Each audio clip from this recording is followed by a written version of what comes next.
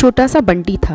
उसके माँ बाप बचपन में ही एक हादसे में गुजर चुके थे और वह अपने चाचा चाची के साथ रह जाता। चाचा चाची उसके साथ अच्छा बर्ताव नहीं करते थे। क्रिसमस का दिन आने वाला था और बंटी बहुत दुखी था। उसके सारे दोस्त आपस में ये बात करते रहते हैं कि इनको सेंटा क्लॉज कुछ न कुछ महंगे तोहफे दे के जाएगा और फिर उसको कुछ न कुछ सबको गिफ्ट ज़रूर मिलेगा। और बंटी इधर सोचते सोचते अपने मम्मी पापा को याद करते करते बहुत आगे निकल जाता है। वह एक कब्र के नीचे बैठकर रोने लगता है। मम्मी पापा, आप लोग मुझे छोड़ के क्यों चले गए? मम्मी पापा, चाचा चाची मेरा उतने अच्छे से ख्याल नहीं रखते हैं। मम्मी पापा, आप दोनों की बहुत याद आती है। ऐसा रोते ही रहता है। अचानक से कब्र से एक भूत बाहर आता है। भूत को देख के बंटी बहुत जोर से डर के मारे भागने लगता है। अरे अरे मेरे बच्चे रुको, तुम डरो नहीं। तुम यूँ रो क्यों रहे हो मेरे बच्चे? अंकल, क्रिसमस आने वाली है, मेरे को कोई गिफ्ट ही नहीं देता। सेंटा क्लॉज सारे दोस्तों को गिफ्ट देकर जाते हैं, मुझे कोई गिफ्ट भी नहीं देता अंकल।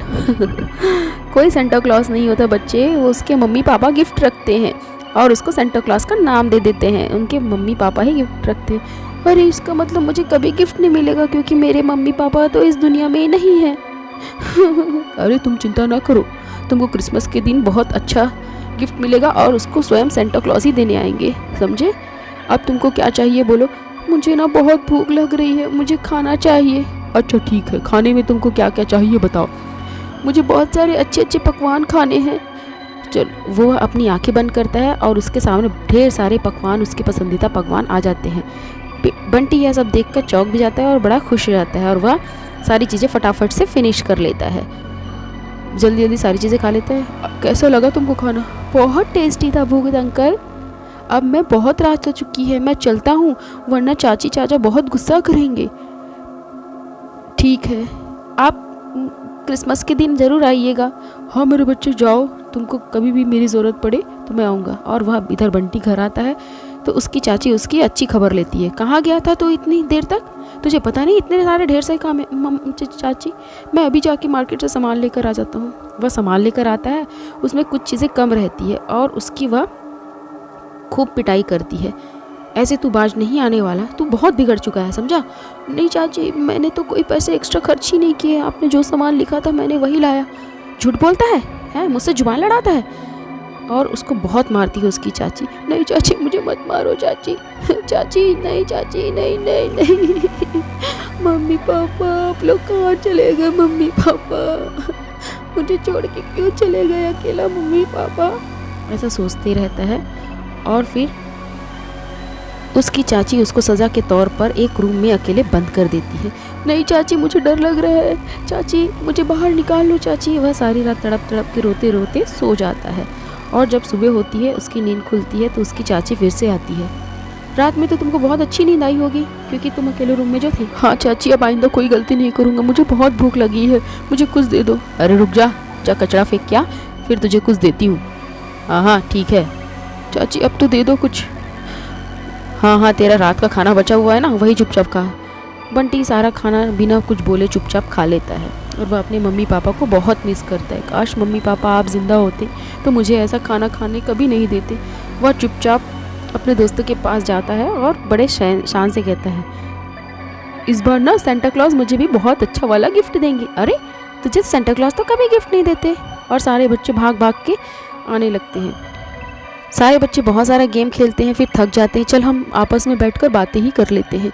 फिर वो लोग बहुत सारी बातें करते हैं, फिर अपने अपने घर की ओर जाने लगते हैं। 25 तारीख आ जाती है, क्रिसमस डे आ जाता है और बंटी को बड़े बेसब्री से सेंटा क्लॉज का इंतज़ार होता है, पर कोई सेंटा क्लॉज नहीं आता। सारे दोस्तों को सेंटा क्लॉज कुछ ना कुछ गिफ्ट देते हैं और बंटी खाली हाथ रहता है। अरे तुमने तो कहा था गिफ्ट मिलेगा। फिर बंटी चुपचाप से फिर से कब्र के पास जाकर रोने लग जाता है। फिर से वह भूत बाहर आता है। अरे तुम क्यों रो रहे हैं? फिर से क्या हुआ बंटी तुमको?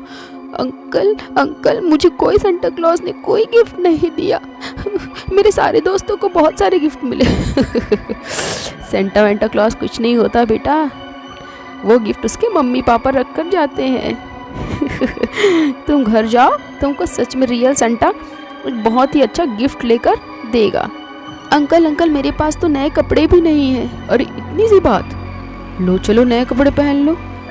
और फटाक से नए कपड़े बंटी को मिल जाते। अरे वाह, ये ड्रेस तो बहुत सुंदर है अंकल, थैंक यू। अच्छा भूत अंकल बाय, मैं चलता हूँ, नहीं तो चाची बहुत गुस्सा करेंगी। और इधर क्रिसमस की तैयारी घर में बड़ी ज़ोरों शोरों से होती रहती है। ये ले जा, कुछ कुछ सामान लेके आ, समझा। और वह भी पूरे काम करने लगता है। सारे घर क्रिसमस डे के दिन अच्छे से सजे रहते हैं। सब जगह क्रिसमस धूमधाम से मनाया जाता है और सारे लोग क्रिसमस डे के दिन सेलिब्रेट करते हैं। बंटी के सारे दोस्त आते हैं, साथ में मिलकर केक और बहुत सारी चीज़ें खाते हैं और रात हो जाती है। और फिर बंटी बड़ी बेसब्री से सेंटा का इंतज़ार करते करते सो जाता है। और रियल सेंटा आते हैं। बंटी, मेरे बच्चे, बंटी उठो उठो उठो बच्चे, मैं सेंटा क्लॉज हूँ। अंकल, सेंटा क्लॉज अंकल, आप सच में आए हैं? हाँ हाँ हाँ मेरे बेटे, हाँ, मुझे बहुत सारे गिफ्ट देने आए हैं। हाँ हाँ हाँ मेरे बच्चे, तुम्हें बहुत सारे गिफ्ट मिलेंगे। मुझे ना साइकिल चाहिए और ढेर सारे गिफ्ट चाहिए।